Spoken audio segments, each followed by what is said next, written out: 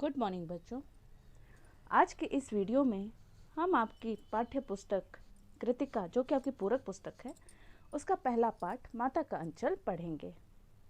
और इस रचना को लिखने वाले लेखक हैं शिव पूजन सहाय। आइए पाठ पढ़ने से पहले लेखक परिचय देख लेते हैं। आधुनिक हिंदी साहित्य के प्रसिद्ध साहित्यकार शिव पूजन सहाय जी का जन्म 1893 ईस्वी में उनवास गांव जिला भोजपुर में हुआ था। उनके बचपन का नाम भोलानाथ था। 10वीं की परीक्षा के बाद उन्होंने बनारस की अदालत में नौकरी की और उसके बाद वे अध्यापन कार्य में लग गए। उन्होंने असहयोग आंदोलन में भाग लेने के दौरान अपनी सरकारी नौकरी भी छोड़ दी थी। शिव पूजन सहाय गद्य के प्रमुख लेखक हैं। उन्होंने जागरण, हिमालय, माधुरी बालक आदि पत्रिकाओं का संपादन किया।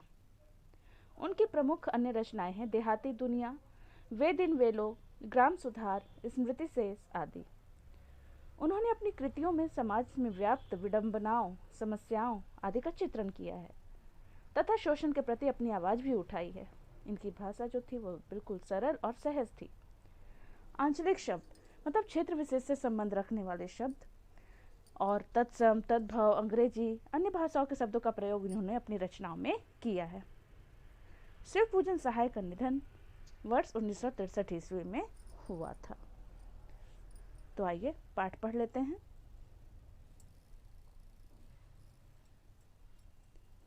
बच्चों, इस पाठ में देहाती दुनिया उपन्यास से लिए गए इस अंश में ग्रामीण संस्कृति की झांकी दिखाई गई है, जिसमें ग्रामीण क्षेत्र के विभिन्न चरित्रों और बच्चों के शैशव काल के अनेक क्रियाकलापों का बहुत ही सुंदर ढंग से चित्रण किया गया है। मनोहारी ढंग से पाठ में भोलानाथ के चरित्र के माध्यम से माता पिता का स्नेह और दुलार, बालकों के विभिन्न ग्रामीण खेल, लोकगीत और बच्चों की मस्ती एवं शैतानियों का बहुत ही विस्तार से वर्णन किया गया है। इसमें इस तथ्य को भी स्पष्ट किया गया है कि बच्चे का माँ से अधिक जुड़ाव होता है, भले ही वह अपने पिता के साथ अधिक समय बिताए, किंतु परेशानी के समय उसे माँ का आंचल ही शांति देता है। आत्मकथात्मक शैली मतलब अपनी आत्मकथा के रूप में लिखी गई है रचना। रचे गए इस उपन्यास का कथा शिल्प अत्यंत मौलिक और प्रयोगधर्मी है। चलिए शुरू करते हैं पाठ को। जहां लड़कों का संग तहां बाजे मृदंग, जहां बुढ़ों का संग तहां खर्चे का तंग। ये पुरानी कहावत के अनुसार है ना, कि जहां लड़कों का संग होता है वहां क्या बजते हैं? मृदंग बजते हैं। एक तरह का वाद्य यंत्र होता है बच्चों, ये बजाने वाला। जहां बुढ़ों का संग तहां खर्चे का तंग, और जहाँ बूढ़े लोग होते हैं वहाँ खर्चे के लिए भी सोचना पड़ता है ना। और जहाँ लड़के होते हैं तो वहाँ तो बस मस्ती होती है, ऐसा है इसके अनुसार। यहाँ पे जो लेखक हैं अपनी आत्मकथा लिखते हुए, जैसा कि मैंने आपको बताया ये पाठ लिखा है, तो वो बोलते हैं, हमारे पिता तड़के तड़के मतलब एकदम सुबह सुबह उठकर निपट नहाकर अपने दैनिक कार्यकलाप जो भी होते हैं उसे निपट कर पूजा करने बैठ जाते थे। हम बचपन से ही उनके अंग लग गए थे, मतलब वो बचपन से ही अपने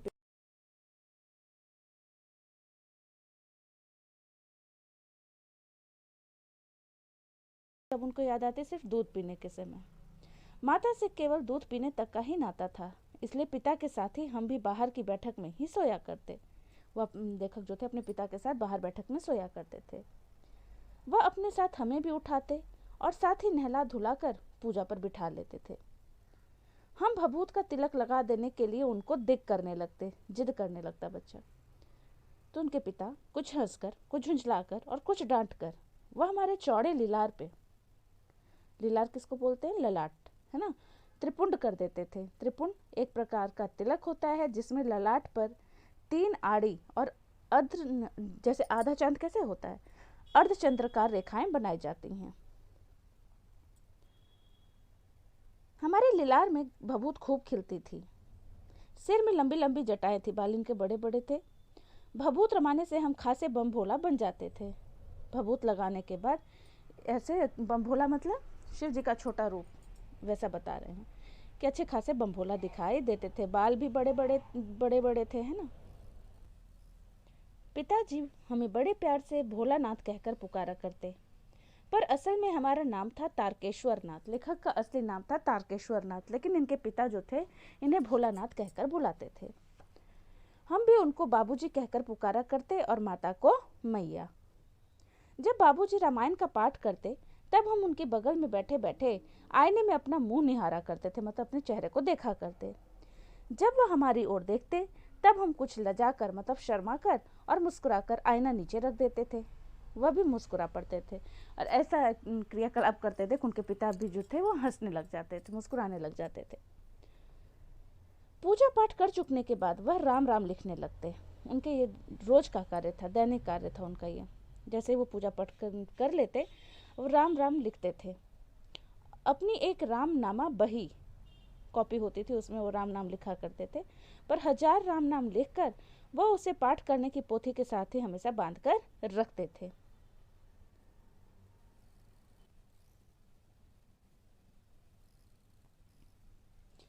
पांच सौ बार कागज के छोटे छोटे टुकड़ों पर राम नाम लिखकर आटे की गोलियों में लपेटते और उन गोलियों को लेकर गंगा जी की ओर चल पड़ते थे।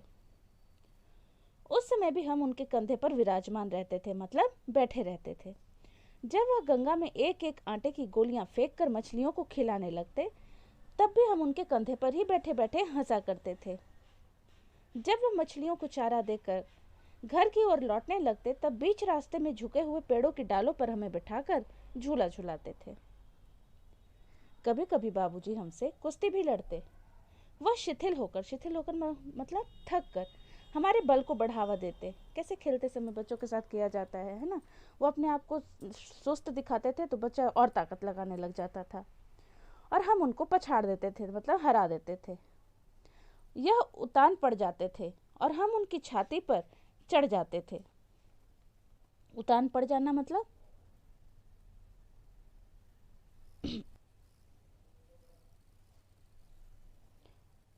ये देखिए, उतान उतान पड़ जाना मतलब पीठ के बल लेटना, है ना।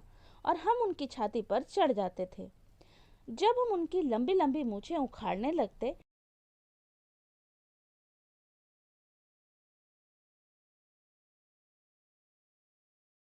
मांगते तब हम बारी बारी कर अपना बायां और दाहिना गाल उनके मुंह की ओर फेर देते थे।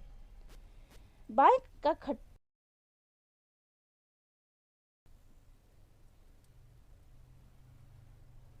फिर हम एक मिनट बेटा। फिर जब हमसे खट्टा और मीठा चुमा मांगते तब हम बारी बारी अपना बायां और दाहिना गाल उनके मुंह की ओर फेर देते थे। बाएं का खट्टा चुमा लेकर जब वो दाहिने का मीठा चुमा लेने लगते तब अपनी दाढ़ी या मूछ हमारे कोमल गालों पर गड़ा देते। हम झुंझलाकर फिर उनकी मूछें नोचने लग जाते थे। इस पर वह बनावटी रोने लगते और हम अलग खड़े खड़े खिलखिलाकर हंसने लग जाते थे, है ना। देखो ये जो एक्टिविटी बताई गई है बेटा, है ना, बच्चे अक्सर खेला करते हैं अपने पिता के साथ।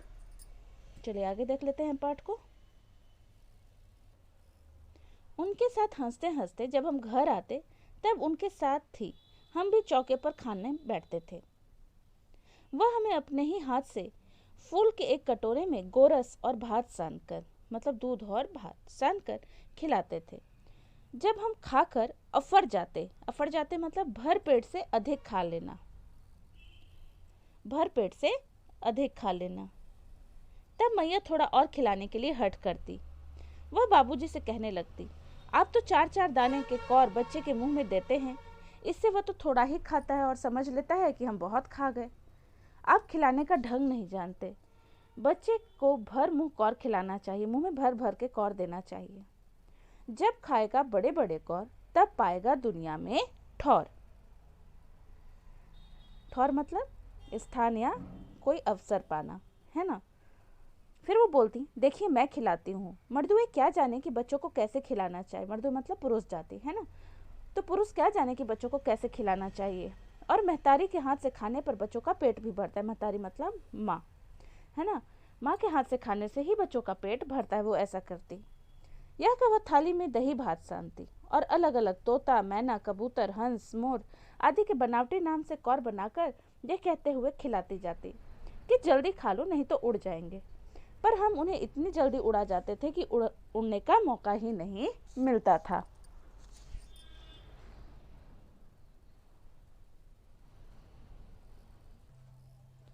जब हम बनावटी चिड़ियों को चट कर जाते थे तब बाबूजी कहने लगते, अच्छा अब तुम राजा हो जाओ, खेलो। बस हम उठकर उछलने कूदने लगते थे। फिर रस्सी में बंधा हुआ काठ का घोड़ा लेकर नंग धड़ंग बाहर गली में निकल जाते थे। काठ का घोड़ा मतलब लकड़ी का घोड़ा, है ना। आधे अधेरे कपड़े पहने ऐसे ही बाहर गली में निकल आते थे खेलने के लिए। जब कभी मैया हमें अचानक पकड़ पाती तब हमारे लाख छटपटाने पर भी एक चुल्लू कड़वा तेल मतलब सरसों तेल बोला जाता बेटा, हमारे सिर पर डाल ही देती थी। हम रोने लगते और बाबूजी उस पर बिगड़ खड़े होते। पिता उनके गुस्सा होने लगते, पर वह हमारे सिर में तेल बोत कर मतलब एकदम भर के तेल लगा देती थी और हमें उबट कर ही छोड़ती थी, अच्छे से कंघी वगैरह कर देती थी। फिर हमारी नाभि और लिलार में काजल की बिंदी लगाकर चोटी गूंथती और उसमें फूलदार लट्टू बांधकर रंगीन कुर्ता टोपी पहना देती थी। हम खासे कन्हैया बनकर बाबूजी की गोद में सिसकते सिसकते बाहर आते थे। तैयार होने के बाद लेखक जो है वो बाहर निकलते अपने पिता की गोद में। बाहर आते ही हमारी बाट जोहने वाला मतलब उनका इंतजार करने वाला, बाट जोहना मतलब इंतजार करना, बालकों का एक झुंड मिल जाता था। हम उन खेल के साथियों को देखते ही सिसकना भूलकर बाबूजी की गोद से उतर पड़ते। जैसे वो अपने साथियों को देखते रोना भूल जाते, है ना, और अपने बाबूजी की गोद से उतर पड़ते और अपने हमजोलियों के दल में, अपने हम उम्र मित्रों के दल में मिलकर तमाशे करने लग जाते थे, है ना। आगे देखते हैं। तमाशे भी ऐसे वैसे नहीं, तरह तरह के नाटक। चबूतरे का एक कोना ही नाटक घर बनता था। बाबूजी जिस छोटी चौकी पर बैठकर नहाते थे वही रंगमंच बन जाती। उसी पर सरकंडे के खंभों पर कागज का चंदोवा तान कर मिठाइयों की दुकान लगाई जाती थी। चंदोवा, चंदोवा का क्या अर्थ होता है? छोटा सा शामियाना बना दिया जाता था, है ना। उसमें चिलम के खोंचे पर कपड़े के थालों में ढेले के लड्डू, छोटे छोटे जो ढेले होते उसके लड्डू बना देते थे। पत्तों की पूरी कचौड़ियाँ बन जाती थी। गिल्ली मिट्टी की जलेबियाँ होती थी। फूटे घड़े के जो टुकड़े होते थे छोटे छोटे उनको बताशे बोला जाता था। और ऐसी बहुत सी मिठाइयाँ सजा देते थे। ठीकरों के बटखरे और जस्ते के छोटे छोटे टुकड़ों से पैसे बनाए जाते। हम ही लोग मतलब वो बच्चे खुद ही खरीदार भी बन जाते और दुकानदार भी वही बन जाते। बाबूजी भी 2-4 गोरखपुरी पैसे खरीद लेते थे। थोड़ी देर में मिठाई की दुकान बढ़ाकर हम लोग घरौंदा बनाने लग जाते थे। अब ये खेल भूल गए, अब अगला खेल दिन का था वो घरौंदा बनाकर खेलना, है ना। धूल की मेड़ दीवार बनती। धूल को इकट्ठा कर करके पतला सा जो थोड़ा सा उठा दिया जाता है ना, तो धूल की मेड़ जैसे बनाते तो वो उनकी दीवार हो जाती। और तिनकों का छप्पर बनता। दातून के खंभे बन जाते। दिया सिलाई की पेटियों के किवाड़, है ना, वो जो माचिस का डिब्बा होता है बेटा उससे, है ना, उससे दरवाजे बन जाते। किवाड़ मतलब दरवाजे। घड़े के मुहड़े का की चूल्हा चक्की, जो टूटा हुआ घड़ा होता था उसका सामने का जो भाग होता है उससे चूल्हा चक्की बन जाता। छोटे छोटे दिए को कढ़ाई बनाते। और बाबूजी की पूजा करने वाली आचमनी, जो आचमन करने वाली होती है,